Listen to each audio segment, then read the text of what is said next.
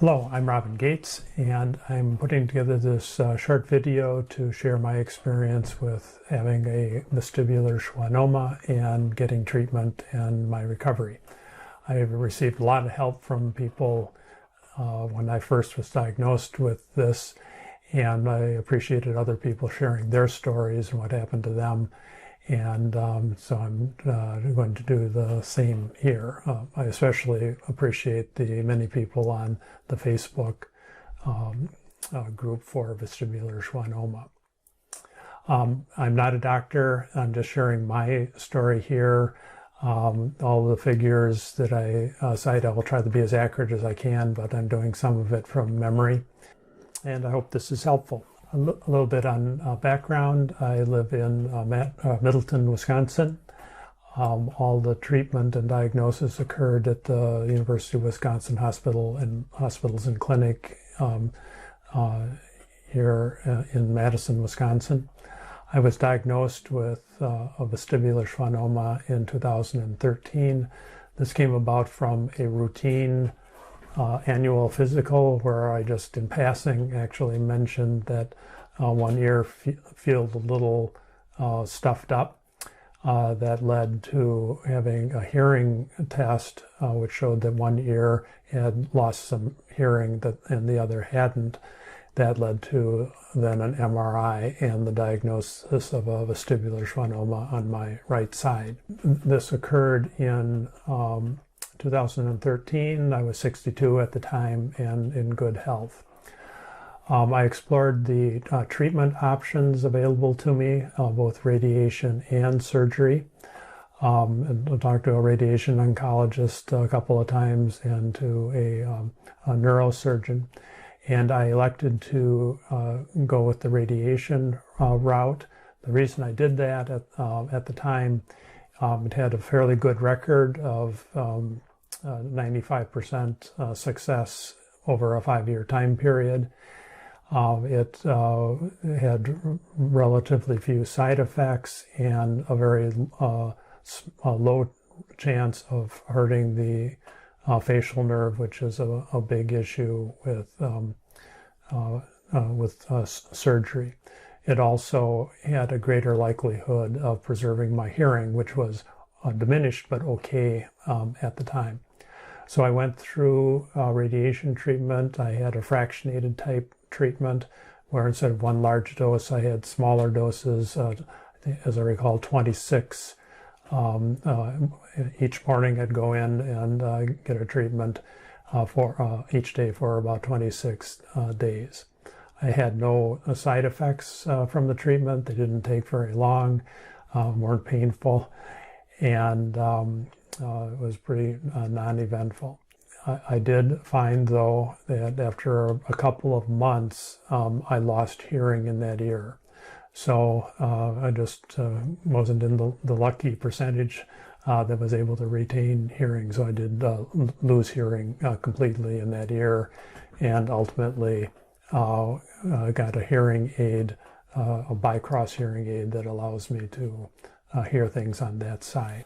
My situation was monitored with an MRI each year, and for 4 years.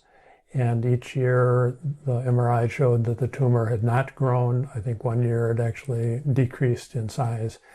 And with radiation treatment, not growing is the success factor. It doesn't go away, it just stops growing if things go well. Because of 4 years, good results, we skipped a year, and then at the 6th year I had another MRI, and that showed that I had, the tumor had grown about 30%.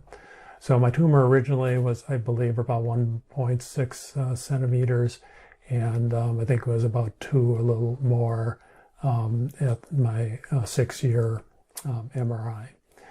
I was told by Dr. Howard, the radiation oncologist, who I liked a lot. He's an excellent radiation oncologist, and I liked working with him, that I should do something. It wasn't an emergency. I didn't have to make a decision right away, but I should do something soon to have it treated. My options were, again, radiation, a second dose of radiation, or surgery. I elected to go with the surgery route after talking with Dr. Baskaya, who is a neurosurgeon. And the reason I did that is a second radiation dose has a fairly high likelihood of damage to the facial nerve, about 25%, as I recall. And in talking with Dr. Baskaya, the surgery risk was about 10%, so significantly less, still significant. The facial nerve damage risk, they measure it, I think, on a 1 to 5 or 1 to 6 scale, and success is having a 1 or 2, reading 1 being no deterioration, 2 being very minor deterioration, that a little weakness, but not really all that noticeable. So I elected to go with the surgery, the translab surgery. Since I'd already lost hearing, there wasn't a need to try and preserve that. My surgery was scheduled 6 weeks after diagnosis of that the tumor had grown. It was during the COVID pandemic. I was able to get in because my surgery wasn't elective, it wasn't emergency, but there was kind of a gray area that I was able to get in even though no elective surgeries were being done. Dr. Baskaya and Dr. Pyle were the 2 surgeons who did the surgery. I can't say enough good about both of them. They spent time explaining everything to me weeks and days before the surgery. They answered and were very patient, answering all of my many questions about what I was facing and helping me make the right decision. And then their skills as surgeons are outstanding. They've been working together as a team for, I believe, about 10 years. It's an 8-hour surgery, and they work in shifts. The surgery was successful, and they were able to remove all of the tumor. My recovery was 6 days in the hospital, including the day of surgery. So I spent a day in intensive care, and then 5 days in regular hospital care in the regular recovery hospital room in the neurosurgery wing. It sounds scary to be in intensive care. They are monitoring you a lot, but no breathing tubes or anything like that. I was fully conscious. It's just they want to monitor things very closely in case any problems occur, such as bleeding. The pain situation was, I would say, moderate. It was very much limited to having a bad headache. I gave it a 3 or 4 on a 1 to 10 scale.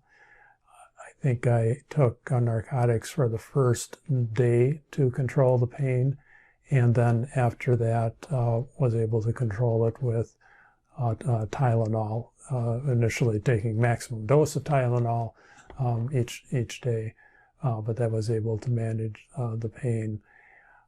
I did have a drain put at the bottom of my spine, and spinal fluid was drawn off of that to I think, relieve pressure on the brain from just normal swelling and fluid. It was as a preventative. It wasn't to correct any problem that occurred, but the drain had to be done. It had to be drained every hour. So that meant somebody coming into my room and draining it. So that made sometimes sleeping a little difficult. Everybody in the hospital was great. I had great care. I was able to get up and walk. I had no difficulty walking in the hospital. I think that's largely attributed to the fact that I had lost my hearing 6 years ago when I had the radiation treatment, and so I've had all that time to adjust to having balance mechanism in just one ear rather than both ears. So that was good that I was able to walk around. Talk a little bit about the facial weakness situation. Right after surgery, that's the first thing they check. They asked me to smile and raise my eyebrows, that sort of thing. And I was judged to have a normal face. So, that was good, but I was warned right away by everybody that it wouldn't stay that way, that I would start experiencing some weaknesses in a couple of days, and that it would take weeks or months for that to resolve and to get back to normal facial function. That's exactly what happened. It was relatively minor, but a crooked smile, not being able to raise my eyebrow as one eyebrow as much as the other, and then some difficulty blinking automatically in that eye. Right eye.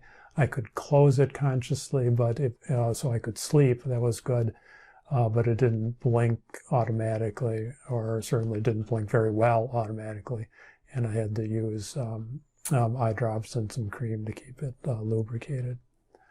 My facial functions returned to normal, I think, within 6 weeks of surgery. So certainly no more than 2 months. And it was a steady improvement. I did get some physical therapy, some exercises to help move the recovery of those nerves along. I also lost or had some change in taste on one side of the right side of my tongue.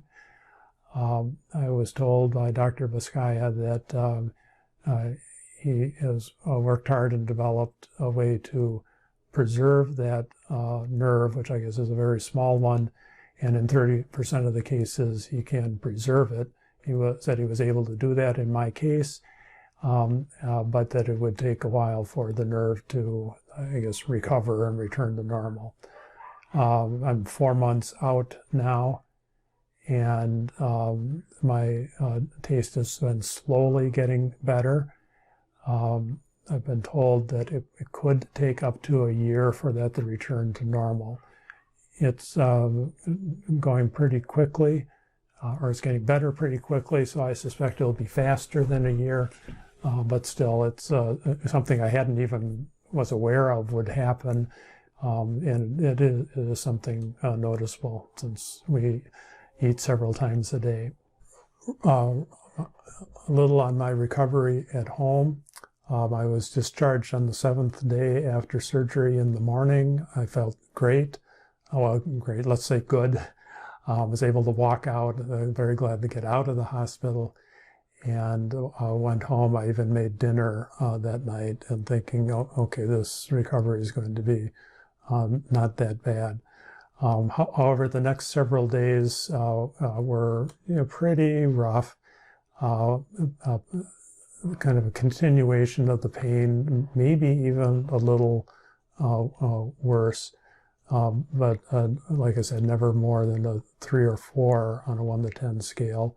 I was taking the maximum dose of Tylenol. I wasn't taking any narcotics. And after a couple of days, I was able to switch to Advil. Initially, you take Tylenol to avoid any risk of bleeding. And once you're past that window, you can take ibuprofen. And I found that was much more effective for my headaches. But within probably 10 days of being home, I wasn't taking any more painkillers, and my headaches were largely gone. They went down. It just got less and less every day. My There were also some other drugs. I was taking a drug, an antiviral. There is a risk with the surgery, as I understand it, of getting Bell's palsy, which is caused by a virus, the chickenpox virus. And so I was, which can be, I guess, activated by the surgery. So I had, I think, a 2-week regime of an antiviral drug to reduce the chances of getting Bell's palsy, and nothing happened there. My balance, as I mentioned, was good, though I did take, so I could walk, drive, that sort of thing without, I wasn't bumping in the walls or doorways. I did, though, take advantage of physical therapy to improve my balance, because standing on one leg on a foam pad was a little challenging. The physical therapy was helpful, and I went to 4 sessions, and at the end of that, I was able to pass all the normal balance tests, as having normal balance. And I think my balance, even through those exercises, I was given improved from before I went into surgery. So that was a step forward. My activity level coming home, I found I got very tired, and that was probably as noticeable as the headaches. I didn't have much energy, and it took days for that to come back. In terms of what I could do after I got home, I think within certainly a week I was able to get outside and walk, probably even after a couple of days, able to do a couple miles walking. I think it was about 2 weeks I was playing golf, and probably 3 weeks or so that I was biking and also sailing. So I was able to return to normal activity pretty quickly. I'm largely retired, but doing a little bit of work.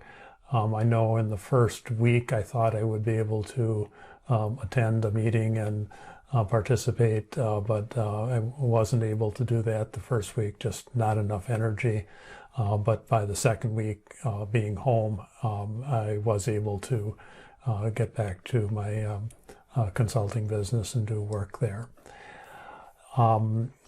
I had an MRI at 3 months that showed that no additional, I had an MRI at 3 months, and to establish a baseline for future monitoring that showed no tumor, as did the one right after surgery.